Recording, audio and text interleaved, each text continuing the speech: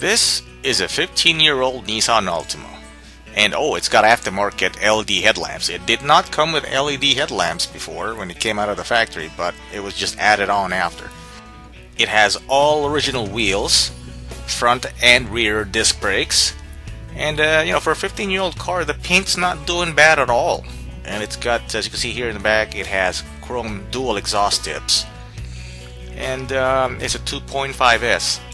And of course, this is a 15-year-old car, so if you look very closely at the bottom of the fenders and the doors, you'll see certain spots where the paint has faded or chipped off. But it's not widespread, it's just little portions of the car. And let's take a look under the hood. This is a 2.5 CVTC engine. This engine, what happens with the CVTC is the cam profile changes when it reaches, I believe, 4,500 RPM, so the cams open wider. And what happens is you can actually hear the engine. It sounds louder when it reaches that because the cams open up to give it extra power when you need it, like when you're passing a slow truck or something. And in the back seat, this is class-leading legroom back in 2006 when it came out. It had more legroom than the Honda Accord or the Toyota Camry back in the day, which are the two main competitors for this car. And even cars that came after that, it still had more legroom. Up in front, you got the driver's seat, and this is a special edition 2.5S, which means it has power seats. The regular 2.5S doesn't have power seats. This is an 8-way power seat. You can see you can tilt the backrest right there. You can move the seat backwards and forward. You can raise the front of the seat. You can raise it lower, and you can also raise the back, and you can lower. And you can raise the whole seat altogether if you want. But yeah, a regular 2.5S does not have the power seat, but this has it because it's a special edition. And as you can see, the mileage right here is 140,636 miles, which translates to 225,000 kilometers. Here on the door, driver's side door, you got the control for your side mirror. So you can adjust your left side mirror, and same goes for the right side mirror. Which is pretty standard in pretty much all cars anymore. So, yeah, right here, it's showing miles per gallon because it is a car that was purchased in the United States. So everything is in miles and gallons. There's a nice little storage space there and another storage space here for CDs. And by the way, you can tell this is a 2006 because it still has a CD player. Which car has a CD player anymore? You can't find this. If you have CDs, this is your car. You could play your old CDs in this car. Hey? And yeah, automatic transmission, the usual. And you can downshift if you're going down the hill, and that way you don't have to burn down your brakes. You can get it down to 3, 2, or 1. It's a 4-speed automatic. On your steering wheel controls, you got your volume for your radio right here on the very top. It's a toggle switch. It's very easy to operate. You got your mode if you want to switch to AM, FM, and CD. Again, there's a CD because it's an old car. Right here, again, there's a CD player. The trip, to measure your distance. And that's just up and down to select, guess what? Songs on your CD. You want to move forward and move back to the, to the previous song. And here's your cruise control section right here. You got another toggle switch to accelerate and to coast, and to set your speed, and to turn on and off your cruise control, and to cancel it if you want to stop. Your usual AC controls, everybody knows that, and there's nothing special there.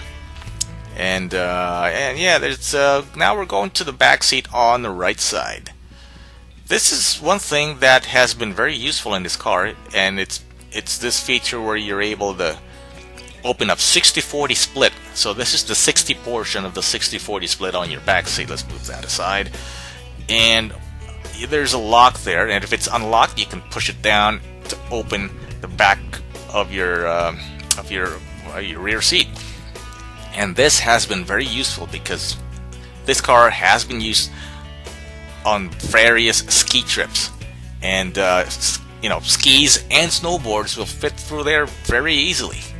So you just, snowboards will just fit right in here perfectly, and skis as well. Or if you're picking up lumber or anything like that from the store, or any long piece of whatever that you're buying, or bring it over to someplace, this is very nifty little hole you got here that you can open up. And yeah, it's got pretty decent storage space in the trunk too. And the passenger seat right here. Let's take a look at this little console compartment in between the driver and the passenger. It's got two compartments. One is on top where you put your cell phone. It's got a little hole for your cell phone charging cable, because underneath that there's a 12-volt outlet to put in your car charger. No USBs back in the day. I mean, come on, 2006, there are no USB charging ports yet. All you have is a 12-volt charging port. And yeah, that's up here. You're, again, typical in most cars. You got your storage for your sunglasses, your reading light there, and your reading light there. Oh yeah, and there's the oh yeah, look at that, a vanity mirror for the driver, and you know, your visor. And there's a little thing on the right here. You could, hey, kind of extends it a little bit. I mean, you know, they could have done the whole visor slide thing, but they didn't do it on this car. I wish they had. But yeah, that's a little look at this car for you. 15 years old, not bad at all, good shape, and I would say it's pretty good quality considering how it's performed in the last 15 years. Oh, and a couple more nice features on this car is it has automatic headlights, which, you know, the headlights turn on when it's dark and turn off when it's bright. And the car also has speed-sensitive steering and stereo volume, which means the volume of the stereo increases the faster your car goes, because the faster you go on the highway, the noisier the car is on the inside because you can hear the road noise. And as for the speed-sensitive steering, it just means that the steering wheel gets stiffer the faster you go, which makes you more stable on the highway at high speeds. I kind of like that feature. It's a safety feature, so I appreciate that feature on this car. And as far as driving performance, it accelerates from 0 to 60 miles per hour in 8.1 seconds, and 0 to 100 kilometers an hour in about 8.5 seconds. Not bad at all for a 4-cylinder engine. Well, like I said, it's got that little CVTC working for itself there, giving it extra power when it gets to about 4,500 RPM.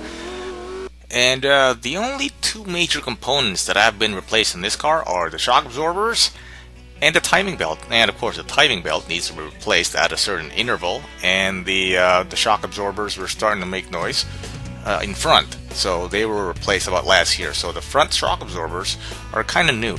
They're about a year old. And also, the mileage on this car is mostly highway miles, which is a good thing. And because this car has been driven in the US and in Canada. You know, in the US it's gone to Los Angeles, San Francisco, Montana, Utah, Las Vegas, and in Canada it's gone to Vancouver, of course in Alberta where the car lives, and in Saskatchewan. So majority of the mileage on this car are from the highway.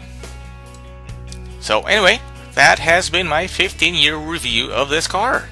And stay tuned, because pretty soon I will be reviewing a much newer car, so keep an eye out for it.